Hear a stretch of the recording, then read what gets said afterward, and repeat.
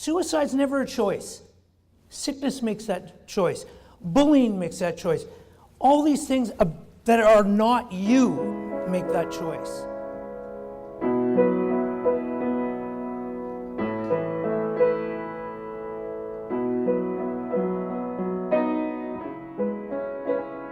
So my name is Chris Nihmey. I am a mental health advocate, recently selected to be a face of mental illness for Canada. I'm also a teacher, an author, and a mental health speaker. I do talks to inspire people and give people hope in their life, and to show them that healing does happen. In 1997, I left university. I had been accepted into Teachers College. I graduated on the Dean's List. I had so many things going in my life.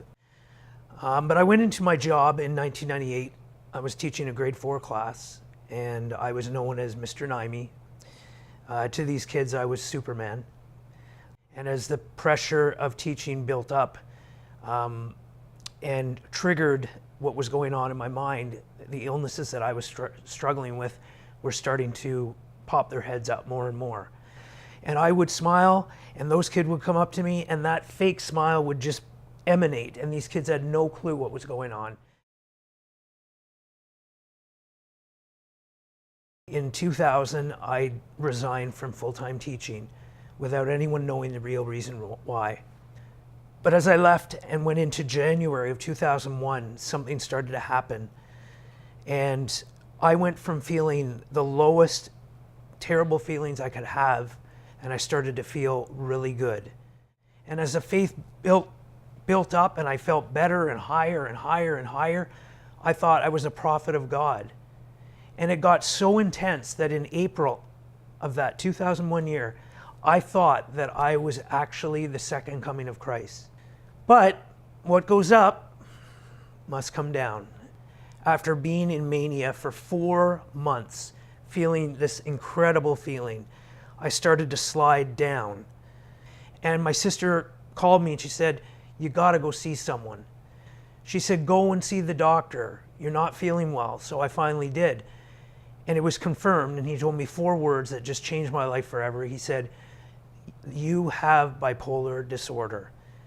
If I didn't have my family at that time, if they were not there, I would have been on the streets, guaranteed, or I would have been dead.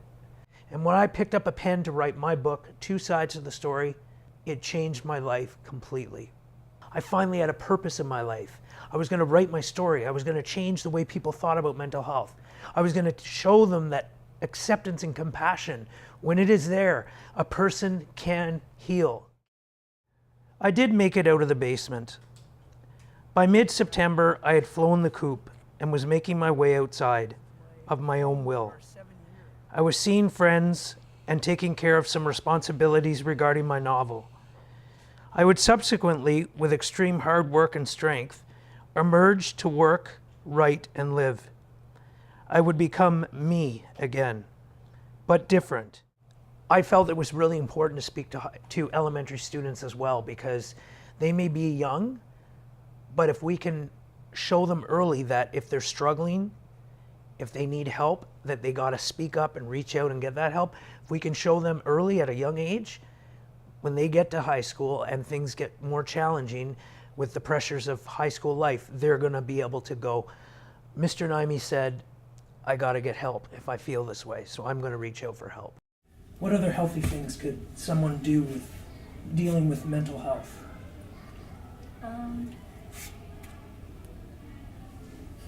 Mind blank? That's okay.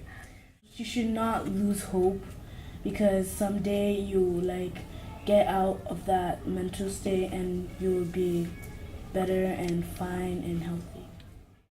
It all begins with the compassion and acceptance of loving people around you, because without them, the hope isn't there.